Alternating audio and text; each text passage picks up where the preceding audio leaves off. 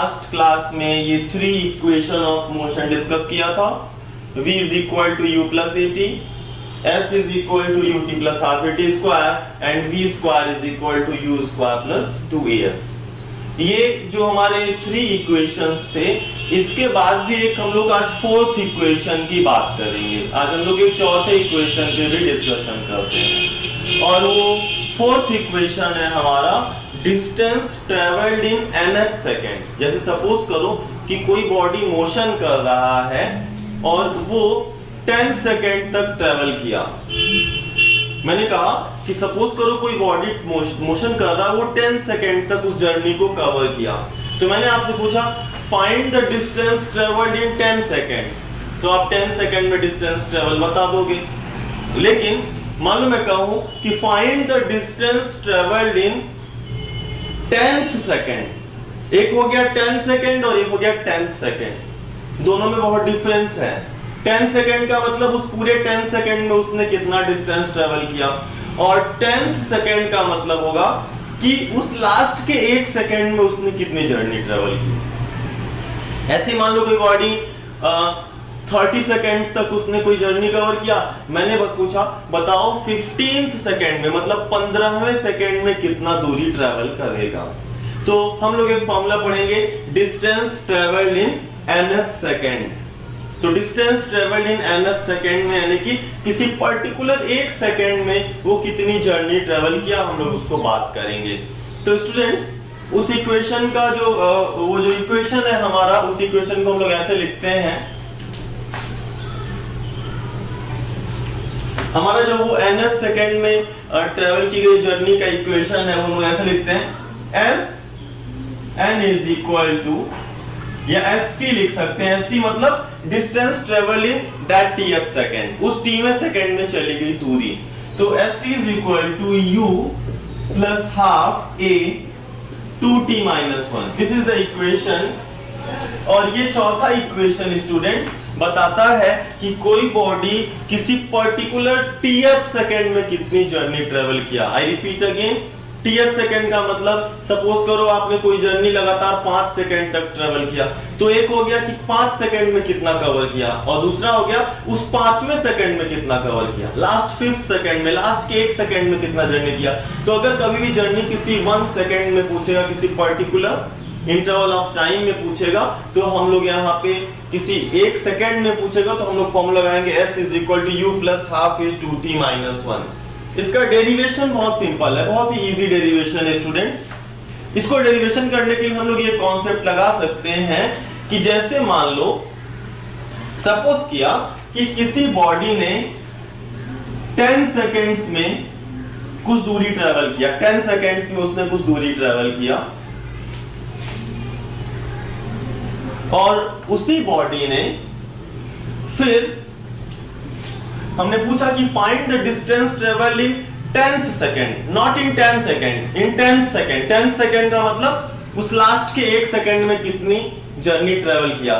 तो उसके लिए कुछ नहीं करना है, आप 10 सेकेंड में ट्रेवल की गई दूरी मान लो निकाल लिया s1, और फिर क्या करो 1 सेकेंड और कम करो, 9 सेकेंड में ट्रेवल की गई दूरी निकालो, वो हो जाएगा s2। तो 10 सेकंड में चली गई दूरी हो गई s1, 9 सेकंड में चली गई दूरी हो गई s2। तो अगर उस लास्ट के 1 सेकंड में कितना चला तो आप लिख सकते हो s1 minus s2। क्यों?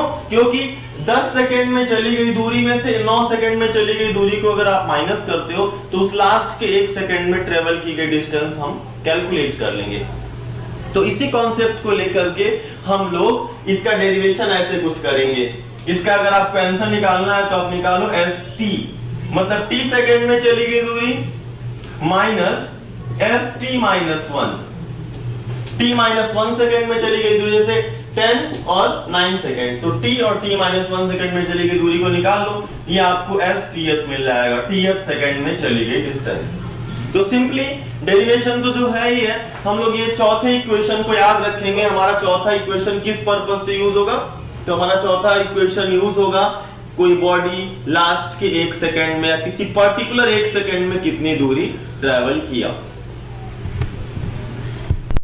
तो स्टूडेंट्स हम लोग इस क्वेश्चन को एक बार फिर से रीड करते हैं, एक प्रॉब्लम करते हैं। a body thrown upward with a velocity of 20 meter per second, after how much time it will hit the ground?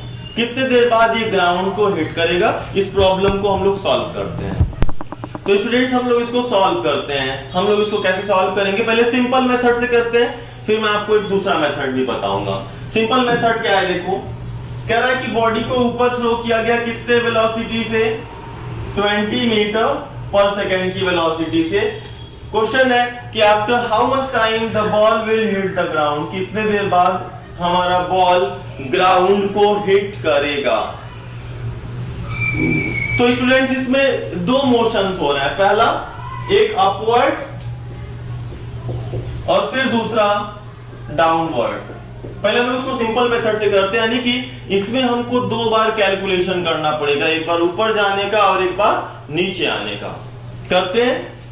ये बताओ, यहाँ पे u हो गया हमारा 20, मैं यहाँ पे लिखता हूं यार u इज 20 और g हम कितना लेंगे? g हम लोग यहाँ पे ले लेते हैं 10, तो g हमारा हो गया 10, u 20 हो गया और g हमारा 10 हो गया। अब देखो इस प्रॉब्लम में हम लोग क्या करते हैं कि पूछ रहा कितने देर बाद वो ग्राउंड को हिट करेगा, तो हम लोग इक्वेशन नंबर 2 इस्तेमाल करते हैं। s is equal to ut plus, या h लगाओ, h is equal to ut plus half gt square. तो जो फर्स्ट पार्ट है ऊपर जाने का, इधर आप माइनस लगाओगे। फर्स्ट पार्ट में आप क्या लगाओगे? माइनस। तो फर्स्ट पार्ट में माइनस लगाया, माइनस लगा दिया। चलो h कितना ऊपर गया?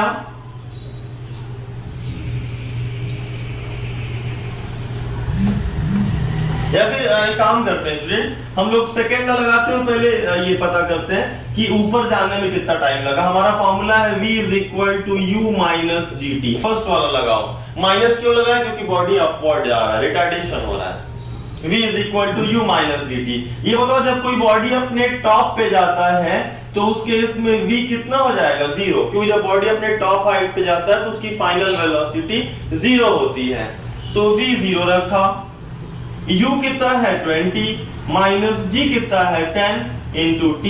इसको सॉल्व किया, 10t is equal to 20, this gives t is equal to 2 second. Student ध्यान से सुनना मेरी बात, ये t is equal to 2 seconds में ऊपर गया। आप लोग चाहो तो इसको चेक भी कर सकते हो, कभी किसी बॉडी को ऊपर फेंको और वापस आने के लिए दोनों अलग अलग कैलकुलेशन करो। आप क्या पाओगे? Time of ascent is equal to time of descent. आप पाओगे time of ascent is equal to time of descent. मैं इसको एक बार फिर से आपको रिपीट कर देता हूं। मैंने कहा कि अगर किसी बॉडी को आप ऊपर फेंकोगे तो बॉडी जितने देर में ऊपर जाएगा वापस आने में ही सेम टाइम लगाएगा। और ये आप कैलकुलेट करके चेक कर सकते हो, time of ascent is equal to time of descent होता है। तो ये बताओ, इसको 2 सेकंड ऊपर जाने में लगा तो वापस आने में भी 2 सेकंड ही लगेंगे।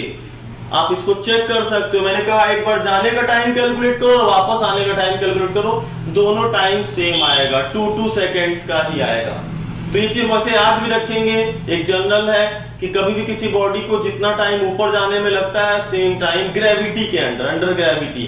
तो time of ascent is equal to time of descent. तो देखो जाने का टाइम 2 सेकंड्स हो गया, तो वापस आने का भी टाइम कितना हो जाएगा? 2 सेकंड्स। तो टोटल टाइम कितना हो गया? 4 सेकंड्स। बॉडी 4 सेकंड में ग्राउंड को हिट करेगा।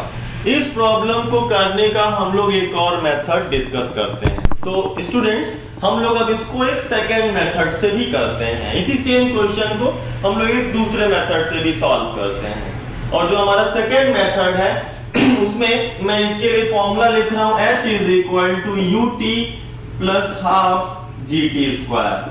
स्टूडेंट्स आपको ये पता होना चाहिए कि जो ये हमारा इक्वेशन ऑफ मोशन है, s is equal to ut plus half gt square, h is equal to ut plus half gt square, इसमें जो हमारा ये h होता है, h इज द डिस्प्लेसमेंट। ये हमेशा डिस्प्लेसमेंट होता है, इट्स नॉट डिस्टेंस।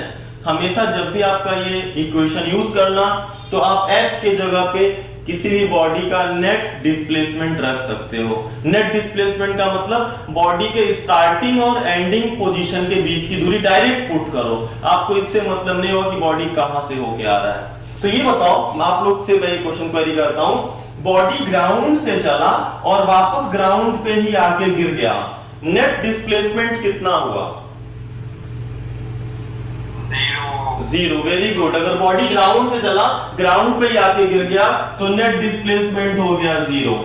ओके, तो हम लोग यहाँ पे h रखेंगे जीरो, h हम लोगों ने जीरो रखा, h हम लोगों ने जीरो रखा, ठीक है। u, ये बताओ बॉडी का जो u है वो कितना है? 20 t। यहां पे हम माइनस लगाएंगे क्योंकि जब बॉडी को हम लोगों ने स्टार्टिंग में थ्रो किया था ऊपर की तरफ, तो ग्रेविटी जो g होती है वो हमेशा नीचे होती है, g हमेशा डाउनवर्ड डायरेक्शन में होती है। जब हमने बॉडी को ऊपर थ्रो किया था तो ग्रेविटी उसके अपोजिट डायरेक्शन में थी, तो यहाँ पे आप माइनस लगाओगे, माइनस हाफ g हो गया 10 इंटू टी स्क्वायर। सॉल्व करते हैं, 2 5 जा, यहां से क्या मिला? 5t square is equal to 20t। एक t से एक t कैंसिल कर दो, क्या मिला? t is equal to 4 seconds. देखो अभी भी आंसर हमारा सेम आ रहा है, t is equal to 4 seconds आ रहा है। तो स्टूडेंट्स, इस तरह के क्वेश्चंस में आप h की जगह या s के जगह बॉडी का अगर नेट डिस्प्लेसमेंट रख दो तो वो आंसर ही आपको मिलेगा। इसके पहले हम लोगों ने क्या किया था? पहले ऊपर जाने के लिए कैलकुलेशन किया, फिर वापस आने के लिए किया, लेकिन यहाँ पे हमने कहा कि बॉडी का इनिशियल और फाइनल पोजीशन ऑब्टेन करो। इनिशियल और फाइनल कहाँ था? तो A से चला वापस B पे गिर गया, नेट डिस्प्लेसमेंट 0, h 0 रख दिया, U पता ही था और g 10 रखा माइनस साइन के साथ। माइनस इसलिए लगाया कि इनिशियल वेलोसिटी ऊपर थी और ग्रेविटी डाउनवर्ड डायरेक्शन में था। तो एक मेथड हमारा ये भी हो गया। तो स्टूडेंट्स, हमारा जो प्रॉब्लम नंबर 2 है वो ये है कि from 20 meter tall tower a ball is thrown upward with a velocity of 20 meter per second. पहला क्वेश्चन आपको कह रहा है कि find the time taken by the ball to hit the ground. वो टाइम बताओ जितने देर बाद ये बॉल ग्राउंड को हिट करेगा, क्योंकि बॉल पहले ऊपर जाएगा फिर वहां से नीचे आएगा। प्रॉब्लम नंबर 2 कह रहा है विथ व्हाट वेलोसिटी, जब बॉल ग्राउंड को हिट करेगा तो किस वेलोसिटी से हिट करेगा। ये हमारा प्रॉब्लम है, प्रॉब्लम नंबर 2। हम लोग इसको डिस्कस करेंगे। तो स्टूडेंट्स, हम लोग इसको सॉल्व करते हैं और इसमें देखो मैंने कहा कि हम लोग नए वाले मेथड का यूज करेंगे।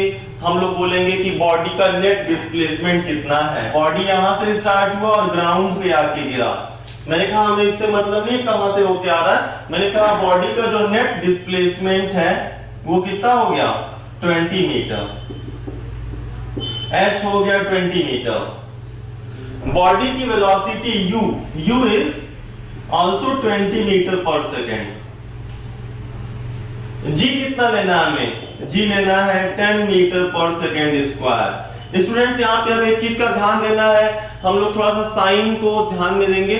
मैंने आपसे बताया कि अगर दो वेक्टर क्वांटिटी सेम डायरेक्शन में है तो ठीक है, लेकिन अगर दोनों अपोजिट डायरेक्शन में है तो हम आगे माइनस के साथ डिनोट करेंगे। माइनस साइन बताएगा कि ये पर्टिकुलर क्वांटिटी अपोजिट डायरेक्शन में है।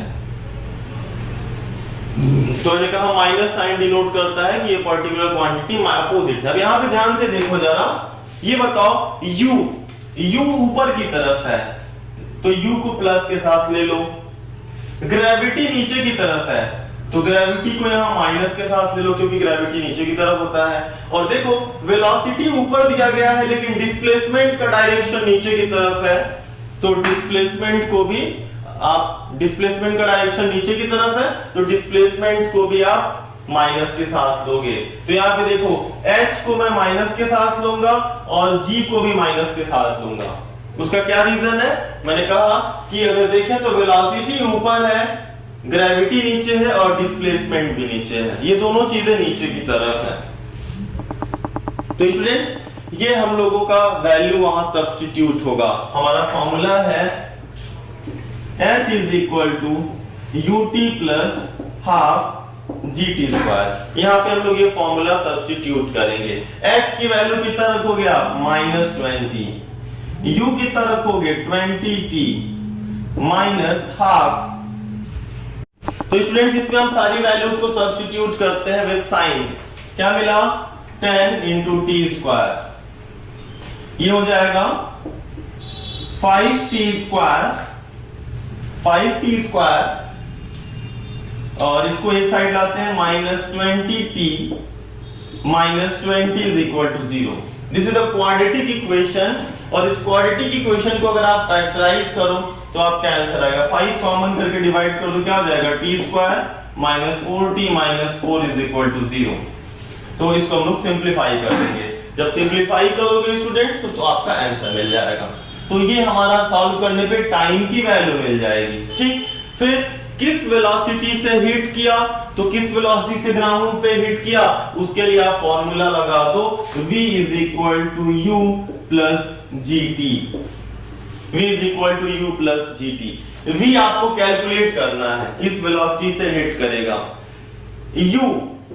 u ऊपर है, v नीचे है। मैंने कहा देखो u ऊपर है, v नीचे है, तो v के आगे माइनस लगाओ। u तुम्हारा ऊपर है, ठीक है, प्लस के साथ रखो। g भी तुम्हारा नीचे की तरफ एक्ट कर रहा है, तो g के लिए क्या लगा देंगे यहाँ पे, माइनस। तो ऐसे क्वेश्चंस करने के लिए हम लोग थोड़ा सा एक नया अप्रोच अप्लाई करेंगे और हमारा आंसर आएगा। तो थैंक यू स्टूडेंट्स आज के लिए।